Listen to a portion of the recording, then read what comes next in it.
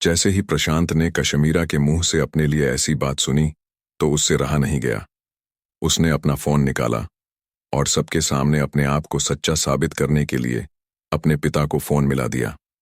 घंटी बज रही थी और सभी लोग उसके पिता के फोन उठाने का इंतजार कर रहे थे। सब लोग जानना चाह रहे थे कि आखिर कौन सही बोल रहा था, कशमीरा या प्रशांत। लगभग 4 घंटियों के बाद ही प्रशांत के पिता ने फोन उठा लिया था। हेलो पापा, प्रशांत ने जोर से बोला और बाकी लोगों ने भी उसकी बात सुनने के लिए अपने अपने कानों को फोन के थोड़ा और पास सरका लिया। हाँ बेटा बोलो, उधर से उसके पिता ने कहा। पापा, मैं आपसे ये पूछना चाह रहा था कि जब मैंने आपको कल फोन किया और फोन पर यह कहा कि हमें कोयल की हेल्प करनी है, तो आपने मुझसे कहा था कि इस मामले में आपके बचपन के दोस्त हैं चेतन मित्तल, आपकी मदद कर सकते हैं वो, बराबर यही बात थी, प्रशांत ने कहा और बिना अपने पिता के जवाब का इंतजार किए वो आगे बोला, तो आप कल उनसे मिलने के लिए गए थे या नहीं गए थे? प्रशांत के पिता, जो इस वक्त अपने ऑफिस में बैठे थे, जैसे ही उन्होंने ये सवाल सुना तो उनके दिल की धड़कन बढ़ गई। वो प्रशांत को कैसे बताते कि वो गए तो थे, लेकिन उनके दोस्त ने उनकी तरफ देखा भी नहीं था। लेकिन वो जानते थे कि प्रशांत भी जिद्दी था। अगर वो उसे अभी जवाब नहीं देते तो वो अपना कॉलेज छोड़कर उनके ऑफिस चला जाता। इसलिए अपनी लापरवाही पर पछताते हुए उन्होंने अपना गला साफ किया और एक गहरी सांस लेते हुए बोले, बेटा, मैं चेतन से मिलने के लिए गया तो था, लेकिन वो मुझे ऑफिस में मिला नहीं। फिर मैं जब उसके सेक्रेटरी के पास गया तो उसने मुझे बताया कि चेतन तो आज मुझसे मिल नहीं पाएगा क्योंकि वो अपने कुछ इंटरनेशनल क्लाइंट्स के साथ बिजी है। अब क्या है बेटा कि बड़ा आदमी है तो उसकी मीटिंग भी बड़ी होगी, इसीलिए वो बीच में तो उठकर मुझसे बात नहीं करने के लिए आ सकता ना। और ऐसा नहीं था कि मैं वहां से उठकर चला गया। मैंने उसका करीब 1 घंटे तक वेट भी किया, लेकिन वो बाहर ही नहीं निकला। उसके सेक्रेटरी ने बताया कि मीटिंग इतनी जरूरी थी कि लंच भी उनके ऑफिस में ही सर्व हुआ था। अब प्रशांत के पिता को तो मालूम नहीं था कि प्रशांत इस वक्त कहाँ था। इस बात से बेखबर प्रशांत के पिता ने अपनी नाकामी छुपाने के लिए चेतन मित्तल को एक मीटिंग में व्यस्त करा दिया था। इतना तो वो भी जानते थे कि प्रशांत चेतन मित्तल के दफ्तर में क्रॉस चेक करने के लिए नहीं जाने वाला था। इधर जैसे ही प्रशांत ने अपने पिता के मुंह से ये बात सुनी, उसकी चेहरे की हवाइयां उड़ गईं। अचानक उसे ऐसा महसूस हुआ कि उसके दिल की धड़कन बढ़ गई थी और खून उसके शरीर में दोगुनी रफ्तार से दौड़ रहा था। उसके कान गर्म और लाल हो गए थे। जैसे ही उसका सामना सच से हुआ, उसे ऐसा महसूस हुआ जैसे उसका कद घटकर आधा रह गया था। इधर सब लोग और कोयल भी प्रशांत के फोन रखने का इंतजार कर रहे थे। वो सभी इस बात की पुष्टि कर देना चाहते थे कि अगर उन्होंने प्रशांत को ही अपना हीरो माना था तो उन्होंने कुछ गलत नहीं किया था। साथ ही कोयल भी इस बात को कशमीरा को मनवा देना चाहती थी कि चेतन मित्तल और प्रशांत के पिता की दोस्ती बहुत मजबूत थी। बाइक पर गिरने से पहले प्रशांत ने उसके पापा और चेतन मित्तल की दोस्ती के जो किस्से उसे सुनाए थे, उसके बाद तो कोयल को पूरा विश्वास ही हो गया था कि यह काम उसके पिता ने ही करवाया था। इधर प्रशांत के पिता प्रशांत के जवाब के आने का इंतजार कर रहे थे और इसलिए प्रशांत ने कहा, ठीक है पापा। कोयल ने आपको अपनी ओर से थैंक यू बोला है, प्रशांत ने कहा और तुरंत फोन काट दिया। जैसे ही उसने फोन रखा, उसने देखा कि कशमीरा उसे घूर रही थी। उसकी पलकें बार बार खुशी की मारे झपके जा रही थीं। इस वक्त इस कमरे में सिर्फ 2 ही लोगों के चेहरे पर सुकून के भाव थे, पहली कशमीरा और दूसरा लक्की। प्रशांत ने कशमीरा से नजर मिलाई और खिसियाकर हंसते हुए कहा, वो मैंने अपने पापा से बात की है और उन्होंने कहा है कि वो कल चेतन मित्तल से पर्सनली मिले थे। उन दोनों ने ही इस प्रॉब्लम को सॉल्व कर दिया है।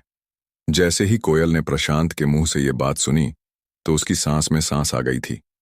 हालांकि प्रशांत की शक्ल देखकर तो ऐसा लग रहा था जैसे वो आधा सच और आधा झूठ बोल रहा था, लेकिन इस वक्त उसके लिए प्रशांत की शक्ल से ज्यादा कशमीरा की शक्ल का रंग उड़ाना जरूरी था।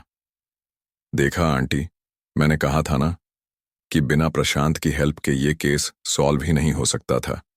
आप बेकार में इसको गालियां दे रही थीं और इसके ऊपर शक भी कर रही थी, कोयल ने कहा और फिर प्रशांत की ओर देखकर मुस्कुराते हुए बोली, प्रशांत, प्लीज तुम मेरी आंटी की बातों का बुरा मत मानना। ये क्या है ना कि मुझसे बहुत प्यार करती है, इसलिए कभी कभी ऐसा बिहेव कर देती है। अरे अरे, कैसी बात कर रही हो तुम्हारी आंटी, मेरी आंटी।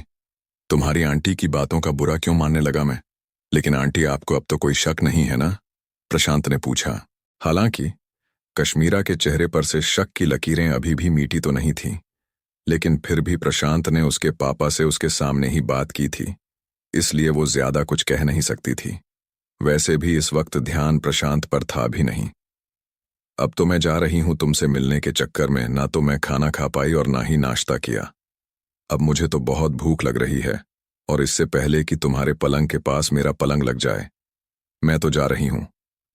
कश्मीरा ने कोयल से कहा और उसके पेट पर हाथ फेरने लगी। अरे aunty, I am so sorry, मेरे चक्कर में आप परेशान हो गई।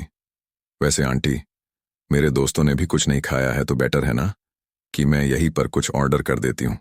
आप जाओगे और ऑर्डर करोगे, इतनी देर में तो खाना यहाँ आ जाएगा और सब लोग साथ मिलकर खा भी लेंगे। बताओ आप क्या खाना पसंद करोगे? कोयल ने कहा। हाँ, ये ठीक रहेगा, प्रशांत ने बीच में कहा। देखो, तुम्हारी बात तो सही है, पर मुझे बहुत तेज भूख लग रही है और मैं खाने की इंतजार में, है ना, बैठ नहीं पाऊंगी, कश्मीरा ने कहा और फिर इधर उधर देखने लगी। अचानक उसकी नजर फर्श पर रखे उस नीले डिब्बे के ऊपर पड़ी जो लक्की अपने साथ लेकर आया था।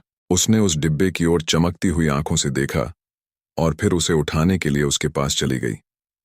इससे पहले कि वो उसे हाथ लगाती, पीछे से कोयल ने कहा, आंटी, उसे हाथ मत लगाओ, उसमें पता नहीं किसी सड़क छाप होटल के रास्ते से फ्राइड राइस या चाउमीन है। मैं बोल दूंगी, अभी सफाई वाला आएगा और उसे कुत्तों को खिला देगा।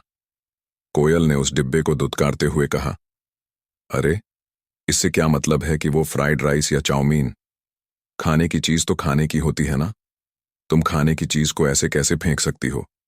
मुझे तो बहुत भूख लग रही है और तुम्हें जो मंगवाना है मंगवा लो, लेकिन अभी तो मैं यही खाऊंगी। कश्मीरा ने एक और डिब्बा खोल दिया। जैसे ही उसने डिब्बे को खोला, उसमें से बहुत ही लजीज खुशबू आई। यार, इसकी खुशबू तो बहुत अच्छी है, आंटी ने कहा। ये किस चीज की खुशबू है? आंटी के डिब्बे में क्या है? सभी दोस्त उस डिब्बे के खुलते ही बारी बारी उससे सवाल करने लगे। इससे पहले कि उसकी आंटी कोई जवाब दे पाती, सबने आकर उस डिब्बे को घेर लिया था। लेकिन कश्मीरा ने उस डिब्बे को उठाया और उसके अंदर जो खाने के पैकेट थे उनको पलंग के पास रखी टेबल पर जमाने लगी। बाबा, ये तो बहुत ही पुरानी लग रही है, कश्मीरा ने उस डिब्बे के अंदर की वाइन की बोतल निकालते हुए कहा। उस बोतल की अंदर की रेड वाइन चमक रही थी। अबे, ये तो 10,000 से कम की नहीं दिख रही है। एक लड़के ने उस बोतल को कश्मीरा के हाथ से अपने हाथ में लेते हुए कहा। क्या तुम सही कह रहे हो? कोयल ने उस लड़के की ओर देखते हुए बोला। उसे उस लड़के की बात पर विश्वास नहीं हो रहा था। चाहे कुछ भी हो जाए, लेकिन कोयल उस बोतल का कनेक्शन लक्की से नहीं बैठा पा रही थी। फिर कश्मीरा ने उस बोतल को अपने हाथ में लिया और उसका ढक्कन खोला। उसे खोलते ही उसकी खुशबू पूरे कमरे में महक गई थी। फिर कश्मीरा ने उसमें से थोड़ी सी वाइन एक ग्लास में डाली और छकने लगी। कश्मीरा ने खुशी खुशी कोयल को देखा और बोली, हाँ, ये सच में ये इतनी ही महंगी है जितनी कि ये लड़का बता रहा है। मैंने इससे पहले सिर्फ एक बार इसे चखा था, जब मैं बिजनेस के काम से फ्रांस गई थी। उसका टेस्ट भी बिल्कुल इसके जैसा था। कश्मीरा ने फिर से उस बोतल को नीचे रख दिया था। तब तक बाकी के लोग सारे डिब्बे को खोल चुके थे और उनके खुलते ही पूरे कमरे में उसके खाने की महक बिखर गई थी। अरे, इसमें तो हैदराबादी दम बिरयानी है, कश्मीरा ने देखा और देखते ही जोर से चीख पड़ी। क्या कहा, हैदराबादी दम बिरयानी? बाकी के लोग हक्के बक्के होकर एक दूसरे की शक्ल देखने लगे। और नहीं तो क्या, ये देखो, इसमें पनीर लबाबदार है और इसमें रबड़ी घेवर और इसमें रूमाली रोटी और इसमें चिकन लजीज। ये सब देखकर ना सिर्फ कश्मीरा की बल्कि कोयल और उसके दोस्तों के भी होश उड़ गए थे। जितना भी खाना उस मेज पर रखा हुआ था, उसे देखकर तो ऐसा लग रहा था कि उसे बहुत ही चुनिंदा मसालों से बनाया गया था। उसकी खुशबू से ही पता चल रहा था कि उसका स्वाद और उसकी कीमत आम ढाबे के खाने से बहुत ज्यादा थी। इसमें जो भी मसाले पड़े हैं ना, वो इंडिया के तो नहीं हैं, सबके सब बाहर से आए हैं, कश्मीरा ने कहा। कोयल जानती थी कि बिजनेस के काम से उनका इंडिया से बाहर आना जाना लगा रहता था, इसलिए उसने कश्मीरा से कहा, अरे आंटी, अब आप ऐसे हमको चिढ़ाओ मत। हमने पहले ऐसा कभी कुछ नहीं खाया है। कोयल को असल में इस बात से चिढ़ नहीं हो रही थी कि उसने पहले कभी ऐसा खाना नहीं खाया था। वो तो बस इस बात को नहीं पचा पा रही थी कि आखिर लक्की इतना सब कुछ कहाँ से और कैसे लेकर आया था। तो तुम्हें क्या लगता है, मैं तुम्हारे साथ मजाक कर रही हूं? अब इससे पहले कि ये सब ठंडा हो जाए, हमें तुरंत इसे खाकर खत्म कर देना चाहिए। अगर इसे बाहर की हवा लग गई ना, तो इसका स्वाद ही खराब हो जाएगा। ओहो, क्या खाना बनाया है भाई साहब, एक लड़के ने कहा। अरे गजब यार, मैं तो खुशबू से ही पागल हो गया। मैंने अपनी जिंदगी में इतना अच्छा खाना नहीं खाया कभी, दूसरे लड़के ने कहा। बाकी लोगों का भी एक निवाला चखने के बाद यही हाल था। सब लोग दबा दबा कर खाए जा रहे थे। अरे कोयल, तुम भी कुछ ट्राई करो, रोशनी ने कहा और एक चम्मच उसकी ओर बढ़ा दिया। कोयल ने झिझकते हुए रोशनी के हाथ से चम्मच ली और उससे थोड़ी सी बिरयानी चखी।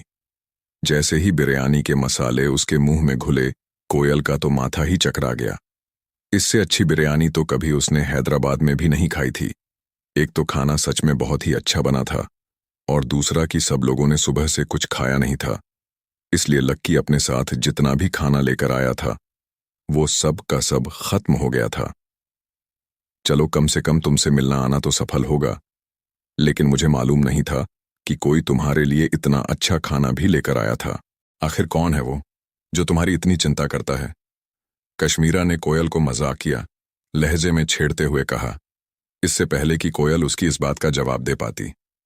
कश्मीरा ने कहा, खैर, जो भी हो, मैं तो लेट हो रही हूं, इसलिए मैं निकल रही हूं। अपना ध्यान रखना, बाय बाय। इतना कहना था कि कश्मीरा दरवाजे से बाहर निकल गई थी। जैसे ही वो सीढ़ियों से उतरने को थी कि अचानक उसे कुछ याद आया और वो फिर से कोयल के कमरे में दाखिल होते हुए बोली, पैसे वाले तो बहुत से होते हैं, लेकिन अपने पैसों से ऐसा खाना खिलाने वाले ना, बहुत कम। इसलिए जो भी ये लेकर आया है ना, उसे अपनी ओर से और मेरी ओर से थैंक यू जरूर कह देना। कश्मीरा ने कहा और वो वहां से निकल गई।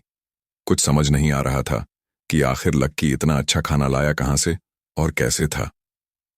कश्मीरा के चले जाने के बाद रोशनी कोयल के पास आई और उसके कानों में बोली, मुझे लगता है कि तुमने लक्की को बहुत गलत समझ लिया है। तुम्हें उससे माफी मांगनी चाहिए। रोशनी की बात सुनकर कोयल बिफर गई और बोली, मैं माफी मांगू उससे। कोयल के पास इससे आगे कहने के लिए और कुछ भी नहीं था। वो लक्की से नफरत करती थी और वो किसी भी सूरत में उससे माफी नहीं मांगना चाहती थी। इसलिए उसने कहा, मैं उससे क्यों माफी मांगू? मुझे तो पहले इस बात का जवाब दिलवाओ कि इसके जैसा गरीब आदमी इतना अच्छा खाना ला कहां से सकता है। मुझे तो लग रहा है ना, इसने किसी होटल में काम करना शुरू कर दिया होगा और वहां जो खाना बच जाता होगा उसे यहां लेकर आता होगा। रोशनी ने कभी नहीं सोचा था कि इतना सब होने के बाद भी वो कोयल के मुंह से इस तरह की बात सुनेगी। वो सारा खाना बिल्कुल ताजा दिख रहा था। कोई उसे देखकर कह ही नहीं सकता था कि वो किसी का झूठन था। रोशनी को यह भी समझ नहीं आ रहा था कि आखिर ऐसा कौन सा होटल था जो उसे ऐसे ही मैं उसे 10,000 रुपए की वाइन की बोतल देने वाला था। मगर रोशनी जानती थी कि कोयल कितनी जिद्दी थी, इसलिए उसे आगे समझाने का कोई फायदा नहीं था। चाहे दुनिया इधर की उधर हो जाती, लेकिन कोयल कभी लक्की से सीधे मुंह बात नहीं करने वाली थी। ये बात अब रोशनी और बाकी के लोगों को भी समझ आ गई थी। लेकिन अमित, गर्वित और प्रीतम इस खाने के खत्म हो जाने के बाद में लक्की को कब से सवालिया नजरों से देख रहे थे। उनके मन में कई सारे सवाल थे जिनका जवाब वो लक्की से लेना चाह रहे थे। खाना पूरा हो जाने के बाद कुछ लोगों को छोड़कर बाकी सब लोग कोयल के कमरे से निकलकर अपने अपने घर के लिए रवाना हो गए थे। अमित, प्रीतम, गर्वित भी अपने कमरे की ओर जा रहे थे।